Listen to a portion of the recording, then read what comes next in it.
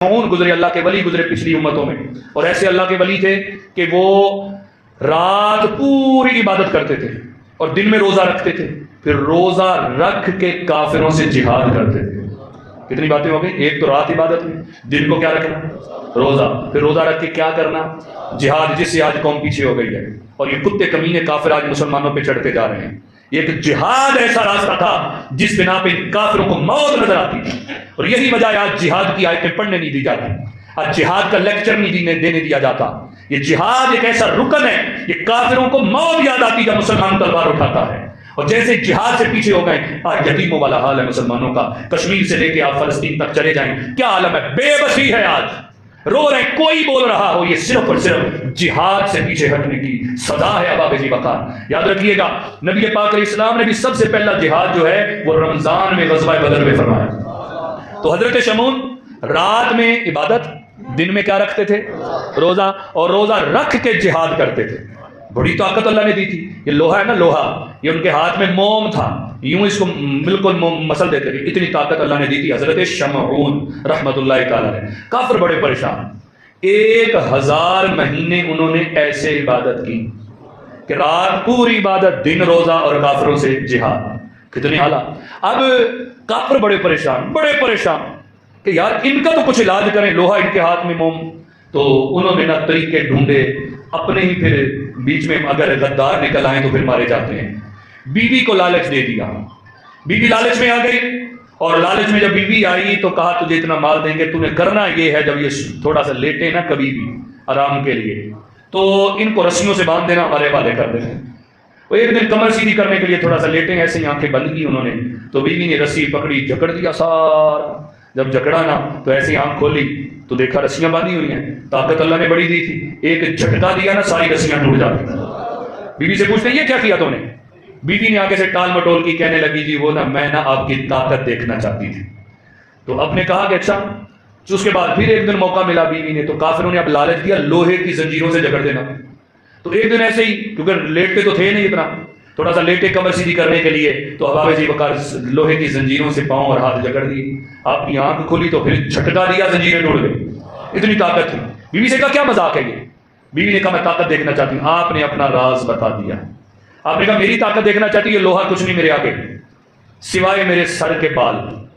اچھا، پچھلی امتوں میں لمبے بال رکھنے کی اجازت تھی، پچھلی امتوں میں، بولیے اللہ مدینے لے جائے، لمبے بال رکھنے کی کیا تھی؟ تو ان کے بال پاؤں تک آتے تھے، لمبے بال تھے۔ اج کل دے ملانگ جنہیں مرضی رکھتے پھر، یہ اجازت نہیں، ساڈے نبی پاک علیہ السلام نے تو منع فرمایا۔ آپ نے خود رکھے نے تے کن تے کریا، ادھے کن تے کریا، آپ نے مبارک کندھیاں نوں زلفاں بوسے لگیاں سن، اینیاں زلفاں آپ نے رکھی، یہ تو بڑے بال فرمایا نہیں رکھنے۔ انہوں نے بال جڑے سی پیراں تے کر سی لمبے بال۔ آپ نے اپنی بیوی سے کہا کہ میری طاقت دیکھنا چاہتی ہوں، یہ لوہا کچھ نہیں ہے، ہاں میرے سر کے بال جو اگر اس سے مجھے باندھ دیا جائے تو میں نہیں چھوٹ سکتا۔ بیوی سمجھ کے اپنا راز بتا دیا، کیا پتا تھا وہ تو کافروں کے ہاتھ چڑھ چکی ہے۔ تو اب کیا کیا بیوی نے نا، پھر موقع پایا تو آپ کے بالوں سے باندھ دیا۔ جب آنکھ کھلی نا تو بڑا زور لگایا لیکن کھلے نہیں، ہاتھ بھی نہیں کھلے اور پاؤں بھی نہیں کھلے۔ جب نہیں کھلے تو کافروں کو بلا لیا۔ اب نبی پاک علیہ السلام نے فرمایا کہ کافر آ گئے، کافروں نے بڑی بے دردی سے شہید کیا، آپ کی آنکھیں نکالیں، آپ کے کان کاٹے، ناک کاٹا، ہاتھ کاٹے، مسئلہ نہیں کرتے، ایک ایک عضو کر کے انہوں نے آپ کو بے دردی سے شہید کیا۔ تھے اللہ کے ولی، تو جس کا ولی ہو، جو جس کا یار ہو، تو پھر یار کو جو گوارا نہ لگے۔ رب نے دیکھا میرے ولی کے ساتھ یہ کر رہے ہیں، رب نے آسمان سے بجلی نازل کی، وہ بیوی بھی، کافر وہیں جل کے راکھ ہو گئے۔ تو یہ واقعہ سنایا ہمارے آقا علیہ السلام نے صحابہ کو، واقعہ سنا کے فرمایا یہ شمعون وہ ہیں جنہوں نے 1000 مہینے ایسے عبادت کی تھی۔ تو صحابہ ان کا واقعہ سن کے نہ بڑے رشک کرنے لگے، لیکن ساتھ ہی ساتھ نہ آنکھوں میں آنسو آ گئے۔ کریم آقا علیہ السلام نے فرمایا صحابہ یہ آنسو کیوں ہیں؟